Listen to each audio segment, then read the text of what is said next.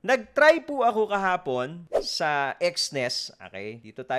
Ito ginamit nating platform kahapon Hinati ko isang naka-leverage at isang spot for DCA. So hinati ko yung pambili ko. So isa nilagay ko po sa Exness, $500 to. Alright, $500 po yan. Alright, so ito yung binili natin. 49,981.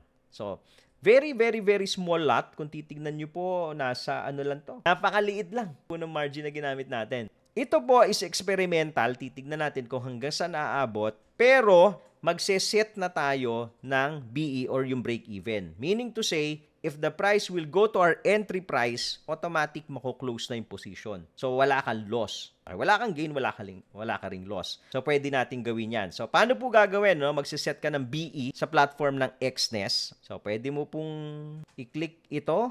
Modify, pwede ka maglagay ng stop loss. Okay? So, since binili natin ng 49,981, so lagay natin 49,985. Okay? So, yan. Diyan ka ma-ESL. Kiklik mo lang po yan. So, meron ka ng protection.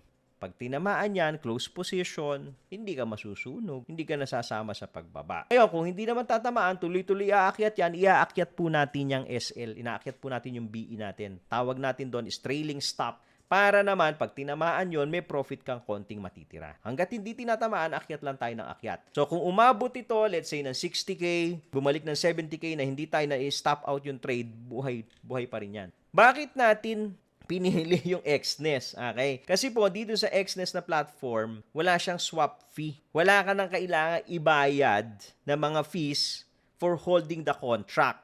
Alright? Kasi di ba pagka bumili ka ng leverage sa crypto platform, ay meron ka parang every 8 hour, ang tawag nila doon, funding fee Every 8 hours yata nagkakaroon ng funding fee. Bala ko hawakan na mas mahaba-haba hanggat hindi na i-stop out. So, katakot-takot na funding fee yun. So, that's why I decided, sabi ko dito, tatry ko nga sa Exness. Kasi zero yung swap fee nila. So, if you want to try this sa next dip, wag na ngayon sa next dip, if you want to try this, nasa description ng video natin yung link para maka-open po kayo ng account. Okay? Sa Exness. Diretso na kayo sa website nila. Again, this is not for newbies Okay? Tignan nyo po, $500 yan. Ang margin ko ginamit, halos $2 lang Leverage is 400. Okay? $2.76 lang ginamit ko.